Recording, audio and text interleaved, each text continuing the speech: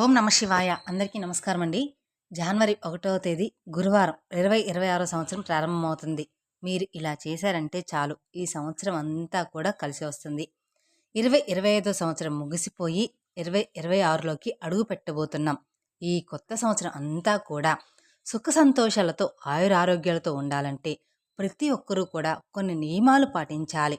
ఈ నూతన సంవత్సరం జనవరి 1వ తేదీన ఏ రంగు వస్త్రాలు ధరించాలి, ఏ దేవుణ్ణి పూజించాలి, ఏ దేవాలయానికి వెళ్తే అదృష్టం కలిసి వస్తుంది, అలాగే ఎలాంటి పరిహారాలు పాటిస్తే ఈ కొత్త సంవత్సరం అంతా కూడా అదృష్టం ఐశ్వర్యం కలిసి వస్తుందో ఈ వీడియోలో తెలుసుకుందాం. ముందుగా ఈ వీడియోకి ఓం నమ శివాయ అని కామెంట్ చేయండి. అలాగే మొదటిసారి మీరు మా ఛానల్ చూస్తున్నట్లయితే మా ఛానల్ సబ్స్క్రైబ్ చేసుకొని నన్ను సపోర్ట్ చేయండి. జనవరి 1వ తేదీ గురువారం నాడు మహిళలు బ్రహ్మముహూర్తంలోనే నిద్రలేచి ఇల్లంతా శుభ్రం చేసుకొని చక్కగా తలస్నానం చేసి ఇంట్లో దీపారాధన చేసుకోండి. అలాగే వివాహమైన స్త్రీలు తప్పనిసరిగా ఇంటి గడపలకు పసుపు రాసి కుంకుమ బొట్లు పెట్టుకోండి. చాలామంది ఆడవారు రాత్రి సమయంలో ముగ్గులు వేస్తారు, కానీ అలా అస్సలు చేయకూడదు. ఉదయం సూర్యుడు రాకముందే మీ ఇంటి ముందు బియ్య పొండితో ముగ్గు వెయ్యండి. ఇంటి గుమ్మానికి మామిడి తోరణాలు కట్టుకోండి. ఇలా చేయడం ద్వారా మీ ఇంట్లో ఉన్న ప్రతికూల శక్తులన్నీ తొలగిపోయి లక్ష్మీదేవి అడుగు పెడుతుంది. జనవరి 1వ తేదీ గురువారంతో కలిసి రావడంతో చాలా విశేషం. కాబట్టి ఈ రోజున ప్రతి ఒక్కరూ కూడా పసుపు రంగు వస్త్రాలను ధరించండి. ఈ రోజున పసుపు రంగు వస్త్రాలు ధరిస్తే విష్ణుమూర్తి ఆశీర్వాదంతో ఈ సంవత్సరం అంతా కూడా అష్టైశ్వర్యాలు కలిసి వస్తాయి. అలాగే ఈ నూతన సంవత్సరం జనవరి 1వ తేదీన ఉదయం స్నానం చేసేటప్పుడు నీటిలో చిటికెడు పసుపు కలిపి తలస్నానం చెయ్యండి. జాతకంలో ఉన్న గురుదోషాలన్నీ కూడా తొలగిపోయి ఈ సంవత్సరం అంతా విజయాలు సాధిస్తారు. అలాగే భయంకరమైన నరదృష్టి సమస్యలతో ఇబ్బంది పడేవారు నీటిలో రాళ్ళు ఉప్పు కలిపి స్నానం చేయండి. అలాగే ఈ కొత్త సంవత్సరం అంతా కూడా డబ్బు కలిసి రావాలంటే నీటిలో గులాబీ రాకులు వేసుకొని స్నానం చేయండి. ఉదయం స్నానం చేసిన తర్వాత సూర్యుడికి అర్ఘ్యం సమర్పించి నమస్కారం చేసుకోండి. చాలామంది అర్ఘ్యం అంటే ఏంటో అంటారు. నీళ్లు సమర్పించండి. మన జాతకంలో సూర్యుడు బలంగా ఉంటే మన జీవితంలో ఎలాంటి కష్టాలు ఉండవు. కాబట్టి జనవరి 1వ తేదీన ఉదయాన్నే సూర్యుడికి నమస్కారం చేసుకొని నీటిలో అర్ఘ్యం సమర్పిస్తే ఇక ఈ సంవత్సరం అంతా కూడా మీకు అదృష్టం కలిసి వస్తుంది. జనవరి 1వ తేదీ గురువారం నాడు ప్రతి ఒక్కరూ కూడా విష్ణుమూర్తిని పూజించండి.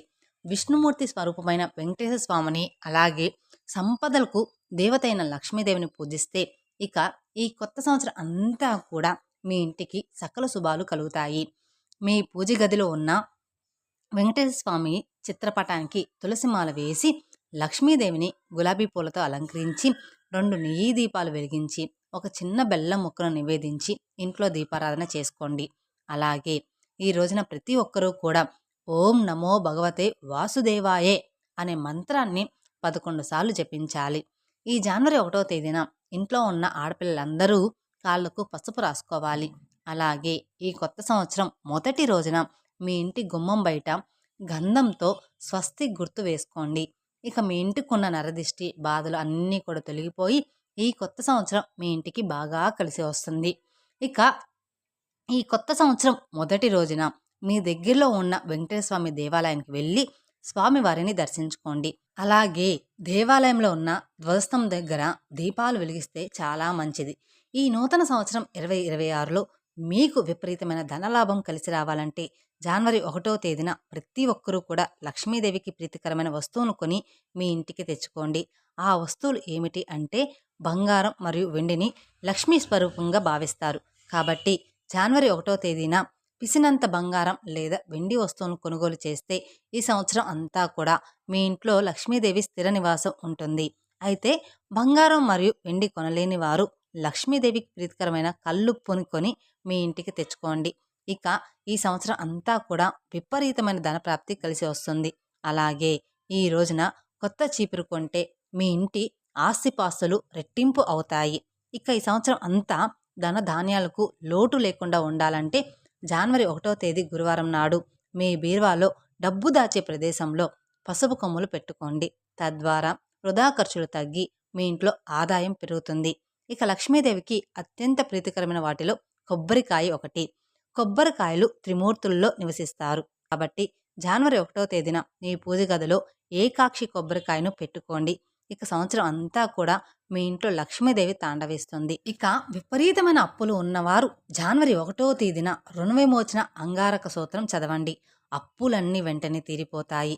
గోమాతలో 33 కోట్ల మంది దేవతలు కొలువై ఉంటారు. కాబట్టి ఈ నూతన సంవత్సరం సందర్భంగా మీ దగ్గరలో ఉన్న గోశాలకు వెళ్ళి గోమాతకు పచ్చిగడ్డిని కానీ అరటి పండ్లు కానీ ఆహారంగా తినిపించండి. ఇక మీ ఇంటిపై ముక్కోటి దేవతల ఆశీర్వాదం ఉంటుంది.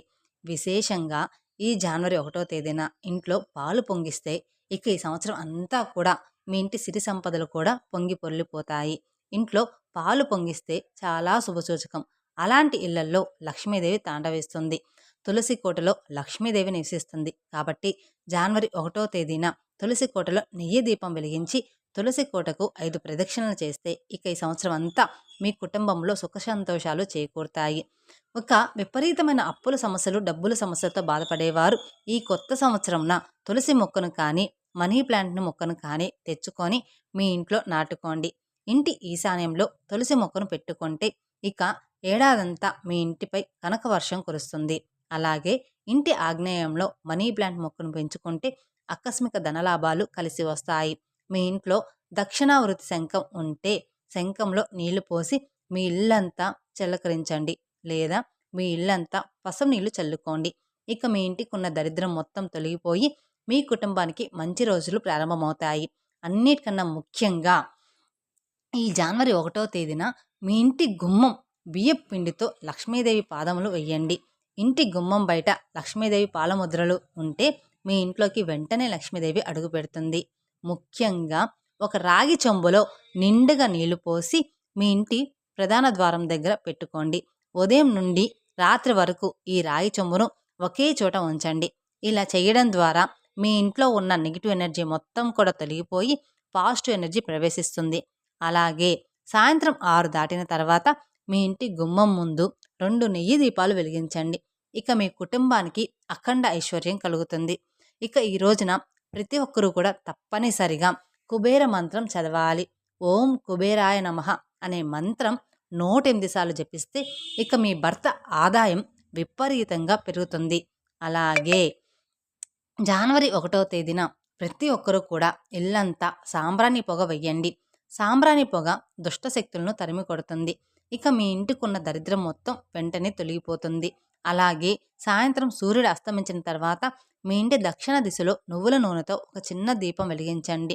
దీన్ని యమదీపం అని అంటారు.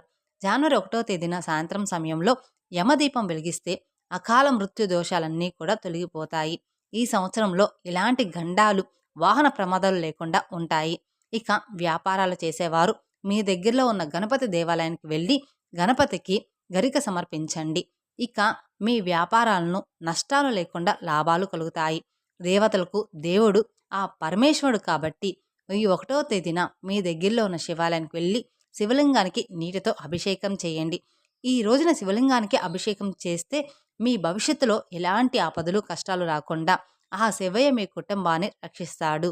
శ్రీ శివయ్య మహాదేవాయ ఐశ్వర్యేశ్వరాయ నమః ఈ మంత్రాన్ని చదువుతూ శివలింగానికి అభిషేకం చేస్తే ఆ శివయ్య ఎంతో సంతోషించి కోరిన వరాలను వెంటనే ప్రసాదిస్తాడు. ఇక ఉద్యోగ ప్రయత్నాలు చేసేవారు పక్షులకు ఆహారంగా నవధాన్యాలు వేయండి.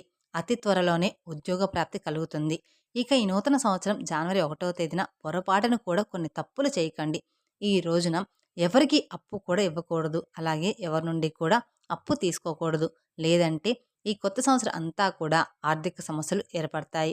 ఇక ఈ రోజున చేసే దాన ధర్మాలకు మీ ఇంటి 10 రెట్లు పెరుగుతుంది. కాబట్టి మీకున్న స్తోమతను బట్టి పేదలకు ఆహారం దానం చేయండి. ఇలాంటి చిన్న చిన్న నియమాలు పాటిస్తే ఇక ఈ సంవత్సరం అంతా కూడా అదృష్టం, ఐశ్వర్యం కలిసి వస్తుంది. అలాగే మీరు అనుకుంటారు ఇన్ని చెప్పారు కదా ఇవన్నీ చెయ్యాలా అని. లేదు, మీకు ఎంతవరకు అయితే వీలుంటుందో, మీకు ఎంతవరకు అయితే అందుబాటులో ఉందో అంతవరకే చెయ్యండి. అన్నీ చేయకపోయినా ఏమీ కాదు. కానీ మనస్ఫూర్తిగా మీరు ఒక్క పని చేసినా కూడా అది మీకు సంతోషం అనిపిస్తే ఈ సంవత్సరం అంతా కూడా మీకు బాగా కలిసి వస్తుంది. ఐశ్వర్యం ఖచ్చితంగా వస్తుంది. ఈ వీడియో కనుక మీకు నచ్చినట్లయితే మరికొందరికి షేర్ చేయండి. అలాగే మొదటిసారి మీరు మా ఛానల్ చూస్తున్నట్లయితే మా ఛానల్ సబ్స్క్రైబ్ చేసుకొని నన్ను సపోర్ట్ చేయండి. మరిన్ని అప్డేట్స్ కోసం పక్కనే ఉన్న బెల్ ఐకాన్ ప్రెస్ చేస్తే మా వీడియోస్ మొత్తం మీకు నోటిఫికేషన్ ద్వారా అందుతాయి.